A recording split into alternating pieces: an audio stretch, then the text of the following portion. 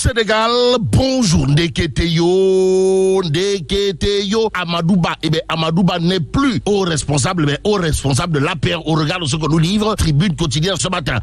Le journal, en tout cas, de nous renseigner de la mise à l'écart, de son ancien premier ministre avant de révéler, Macky se débarrasse totalement, pour ne pas dire carrément, et même complètement de Amadouba. Vous le déconnez? Wallahi talaï. Bon, Tribune quotidienne de nous apprendre que celui qui est mis en selle, par Nyangal National Universel Mondial, c'est Abdoulaye Daouda Diallo, En tout cas, Macky Sall se débarrasse de Amadouba. Abdoulaye Daouda Diallo mis en selle. Voilà le titre qui barre la une de Tribune ce matin. Le journal du groupe des médias d'indiquer un choix qui compromet les ambitions politiques du candidat de Benno Bokk Yakaar. S'agit-il là d'un tas Yakar? Pour l'instant, Tribune quotidienne de renseigner ce qu'il de renseigner autour de cette actualité. Comprenez? Amadouba contraint de suivre sa voie pour sa survie politique et par la force dans les mbam. Comme il est dit, mbam gatne ici, Djurgi le Bok. Intéressons-nous à Vox Populi. Le journal, en tout cas, pour ce qui relève de la politique publique, nous apprend les cadres de l'APR. Accule, Sonko et compagnie. Waouh. Bon, les cadres de l'APR emmenés par Abdoulaye Diouf Sarr, Borom Kabouer, Aglikower, rappelle au gouvernement le rendez-vous du 15 mai 2024 pour les mesures sur le coût de la vie attendu par les Sénégalaises et Sénégalais. Aux Sénégalaises et aux Sénégalais, il convenait de retenir la déclaration Kouroubaïfal et Bolde Bouride des cadres de l'APR emmenés par Abdoulaye Diouf Sarr, Borom Kabouer, Aglikower. Comprenez, le gouvernement de Diomaye est contraint d'adopter Raking Tak Taf et Johnny pour ne pas dire Souket Bouquet, le PSE comme référentiel. Faute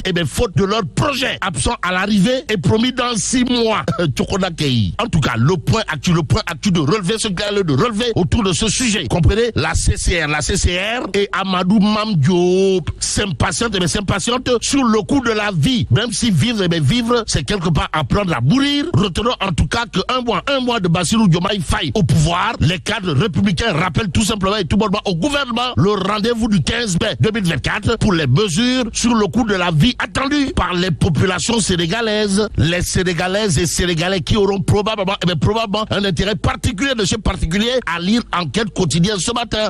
Le journal d'évoquer une histoire de départ ou Gaïdé arrivé mousse. Bon, retard dans la nomination des cabinets ministériels. Les services de l'État en attente. Voilà le titre qui barre la une de Enquête. Le journal de renseigner plus d'un mois après la mise sur pied du nouveau gouvernement, c'est le statu quo. Pour ne pas dire c'est le surplace dans la plupart des ministères. En d'autres termes, Réumi Dohoul. À cause du retard dans la nomination des cabinets ministériels. Voilà ce que semble informer clairement et nettement Enquête. Le journal de souligner un fait clair, c'est-à-dire cousu de fil blanc, pour ne pas dire patent, voire flagrant. Comprenez? Le cabinet politique du président quasi absent. Des bureaux vides à la primature. Informe aussi Enquête quotidien. D'où notre intérêt de prendre l'observateur l'Obs. Le journal de révéler le rendez-vous raté de Sonko. De quoi s'agit-il?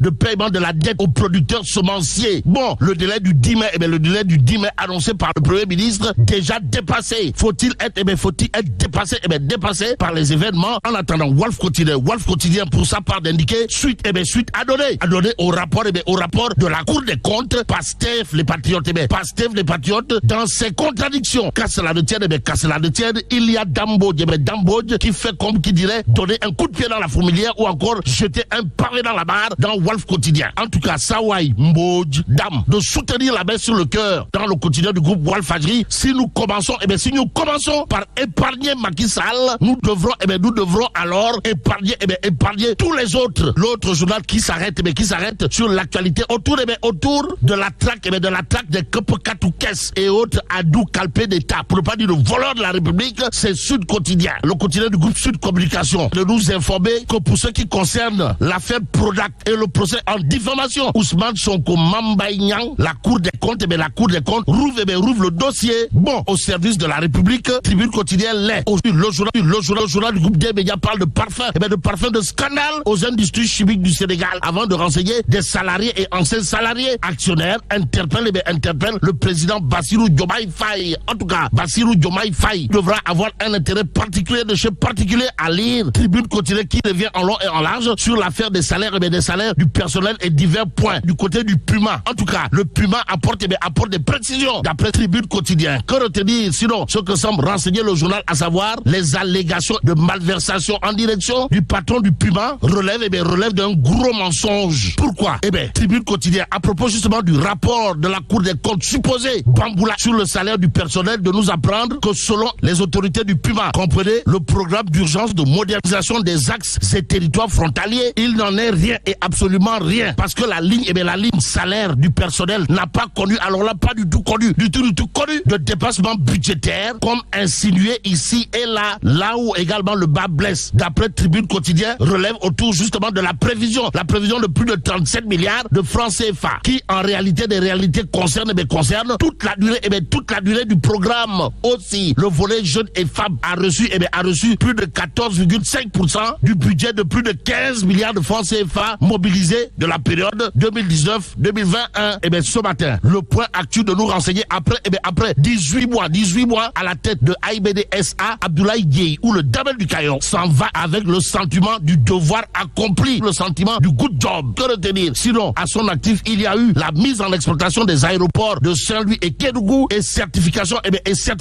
de celui du Cap Skirring. Rappelle tout simplement et tout bonnement le point actuel. L'autre actualité autour justement du good job, adressé à Abdoulaye Dièye gravite également autour de la création de projets d'envergure comme le centre de maintenance MRO et l'aéroville de l'AIBD.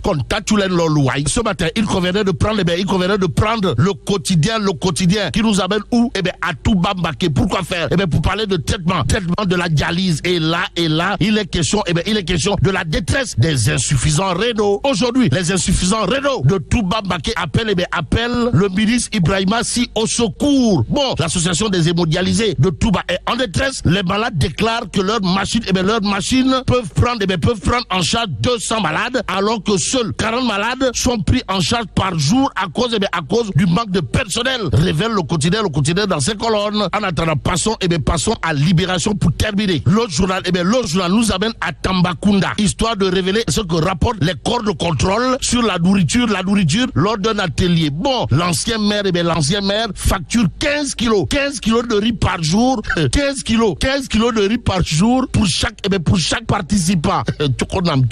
Bon, la Cour des comptes à Mambalalo, mais commandé 10 tonnes de riz pour 81 personnes en 8 jours suppose que chaque participant puisse consommer durant l'atelier en moyenne 123 kilos de riz. Mais là, tu donges,